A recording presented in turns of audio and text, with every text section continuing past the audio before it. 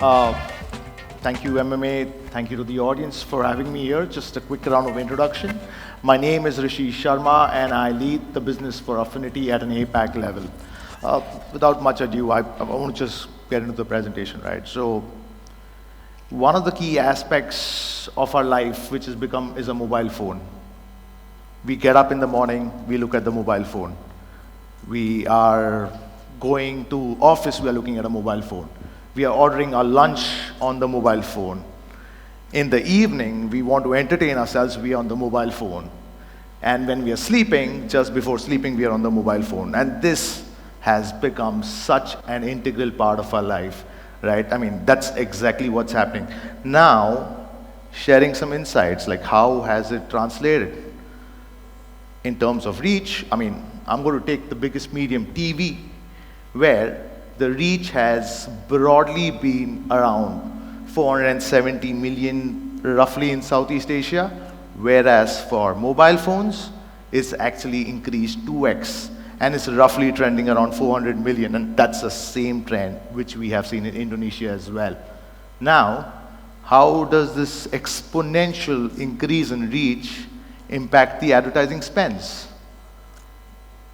The advertising spends on a medium like TV has remained largely flat, around $5.5 billion, whereas on smartphones, it's almost reached around 3 times. Now that's an interesting insight here.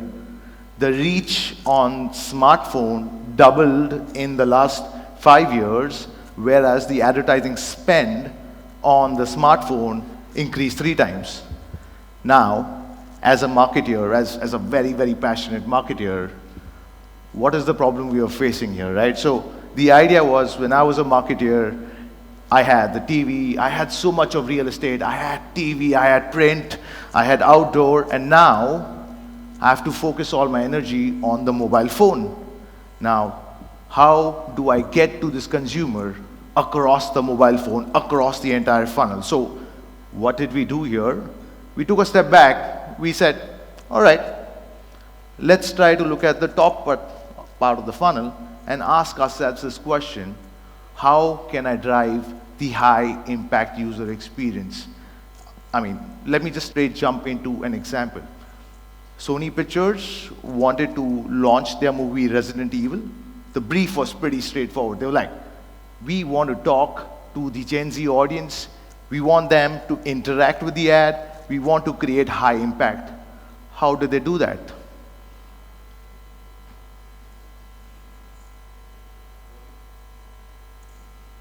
Is there some volume? Is there some volume?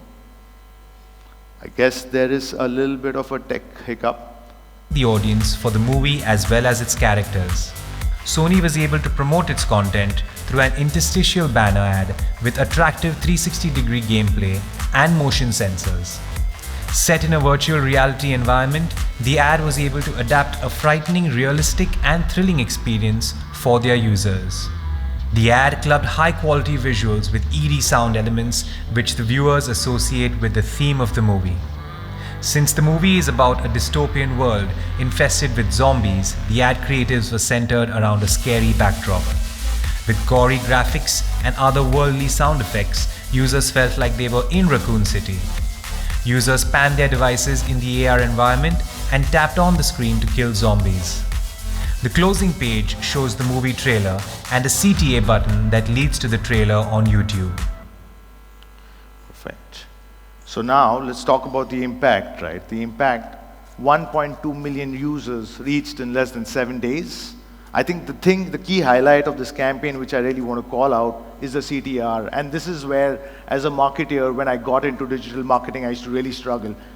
I don't know, I used to never get a CTR over 1%. And here we were able to manage CTRs of over 8.5% with people spending time on the ad more than 8 seconds. Most importantly, now this is where the efficiency for the marketeers is becoming more and more critical, because at the end of the day, today the marketeers want to pay for every time a user is engaging with the ad, and that's exactly what we did.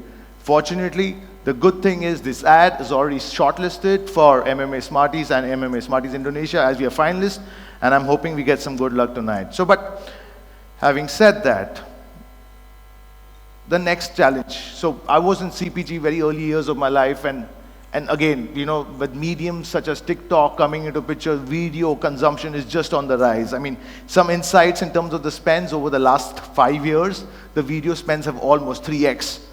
Yep. The question which I keep getting often, how do I make a video exciting? How can I do that? Can I do that? Can I make a more video exciting? And another example, I am hoping the video plays this time. So it's Indofood, again, just setting some context. Indofood was going to launch their Pop Me variants, and they were very, very clear. Listen, you know what, in CPG, we like videos because we want to build on the recall. How can you make it more exciting for us? And this is exactly what we did. Indofood wanted to promote Pop Me, an Indonesian instant noodles brand, and its latest TVC, along with its key communication and visuals on mobile in Indonesia. The brand wanted to promote the video and spread awareness about the product, prompting the target audience, citizens of Indonesia, to buy the instant noodles on Shopee Mall, a renowned shopping website. Indofood came up with an interstitial video ad format that highlighted relevant information about the product, along with a video that plays automatically when the user comes across it. The campaign persuaded users to buy and enjoy instant noodles in a simple way through an interesting and engrossing video plus visual. The mobile ad appeared when the user navigated through mobile applications. The interstitial ad showcased a copy that said "Sikat Pop Me Seru Terus Kui" and CTA Shop Now that directed the user to the Shopee Mall landing page. Great. Now, that was an innovation which we did, but let's, again, you know, as marketeers, impact is the most important thing for us. And impact, when I say we reached 1 million video views in less than 3 days with an impressive VTR of 60% plus, I think the thing which really clicked with us was the outbound rate, which was almost close to a 10%. And again, how do you build efficiency for the marketer, ensuring that the marketer is paying every time he engages with the video? So that's how we made videos exciting. But yes, I mean, this was the top funnel part of the story. But this is the question I keep getting very, very often. Rishi, this is great. This is awesome. I mean, you've hit the top funnel. You made it exciting on the mobile phone. But, you know, profits is something which is critical for me. Can you get me sales? Can you get me leads? Can you get me subscriptions? What about the bottom funnel? What happens to that? So I want to add a layer of insight here, because this is what I've seen over the last 2 years. This question keeps coming to me often. A big chunk of my budget is on the standard search and social. Can you help me identify channels which are outside these, which can not only give me incremental reach, but can you help me incremental value? Can you help me lower the cost of acquisition for me? And this is where we enter the world of mobile phones. Again, an interesting insight. Over the last 10 years, what we've seen in 2010 or 2012, where we saw the smartphone market being dominated by players like Samsung and Apple. Now, in 2022, we are talking about the Oppos, the Vivos, the Xiaomis, the Huaweis coming into the market, increasingly penetrated. Again, calling out the same insight which Shanti called out. We are 180 million smartphone users in Indonesia, the 4th largest in the world. But yes, and this is the insight which we're going to drive forward, is you will see more and more mobile manufacturers coming into the play here. Now, this is one way to look at it. But there's another interesting insight which actually came to us, was that are people spending time only on the standard Chrome and Safari browsers? And this is where we learned something new, that there are close to 30 million users in Indonesia who are actually sitting on browsers outside of that. And we're not only talking about the mobile, we're talking about it on the desktop. Now, what exactly are these? And again, just some insights. Because it's such a high intent space, we see people spending more than 60 minutes on these particular properties. And again, latching on the trend from the developed markets, we see this insight more and more solidifying. Now, The question is, how are brands actually tapping into this? So what we did was, we are working with all the e-commerce brands, and we said, let's just show an example of how e-commerce brands are latching onto this. All right.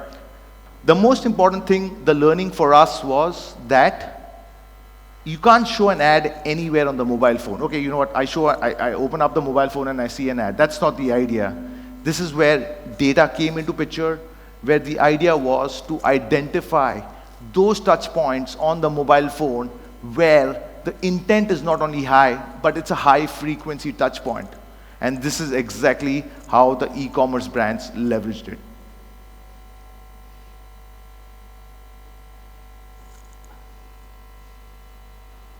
I think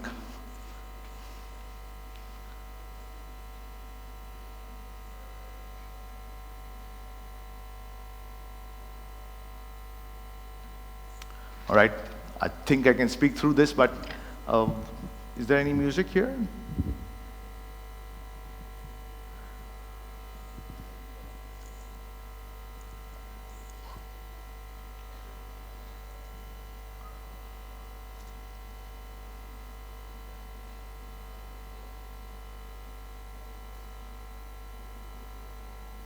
Perfect.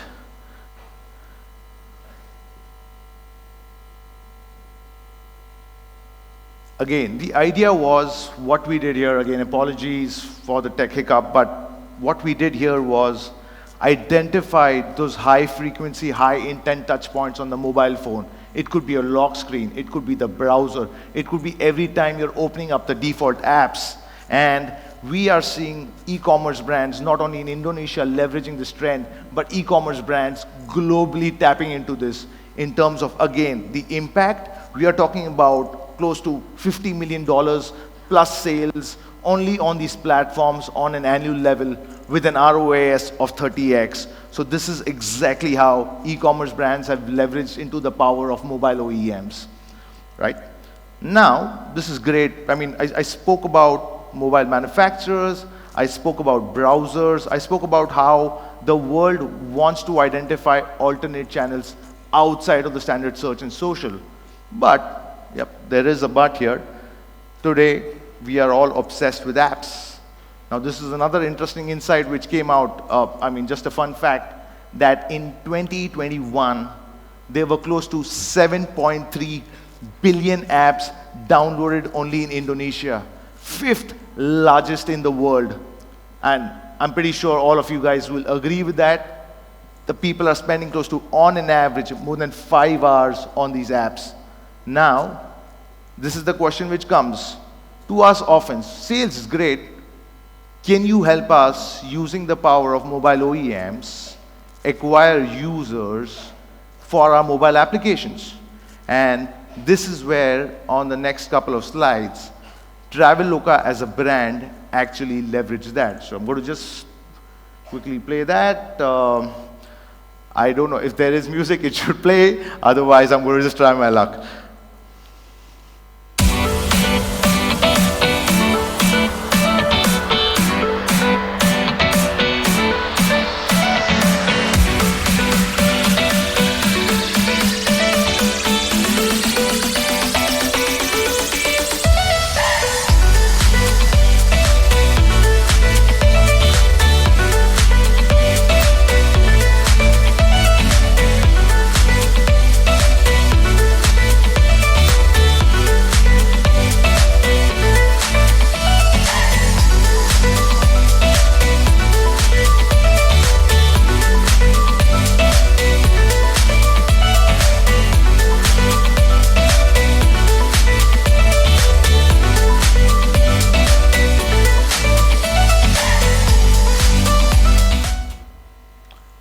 Thank you so much for making that happen. Thank you so much. And yes, the most important thing, let me just end up. This is my last impact slide. I just want to make sure that we are really able to drive in the point. So, I mean, scale is good. I mean, I know how much as e-commerce brands we love scale, but 5,000 plus daily installs was great. But at the end of the day, the challenge which we really resolved was, can I really reduce the cost per acquisition? And that's what we did. So 10% lower compared to your standard search and social, 30% lower as compared to your other channels.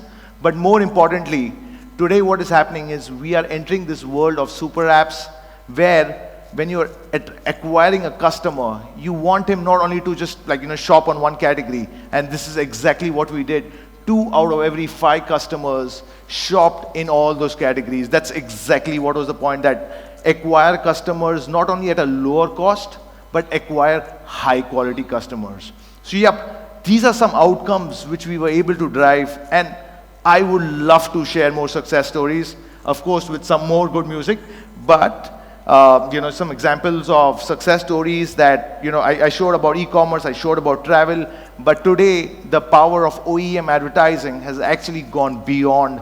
We are talking about finance, we are talking about super apps, we are talking about CPG categories, because at the end of the day, I think all of us will agree to the fact that there's one commodity which will keep selling is the smartphones, and that essentially will just keep penetrating. So these are some examples of success stories which we have.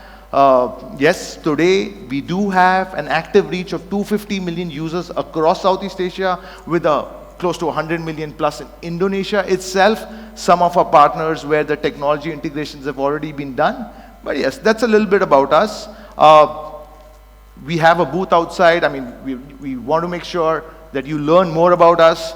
Some of my teammates have actually put some of their younger snaps, so if you don't recognize them, just come over to the booth and say a quick hi. Thank you so much for this. Thank you. Thank you very much, Mr. Rishi Sharma. I would like to invite you to stay on stage, sir, for a photo op, if you please. Thank you so much for, of course, a fresh perspective on marketing funnel. Ladies and gentlemen, once again, give it up, Mr. Rishi Sharma. Thank you very much.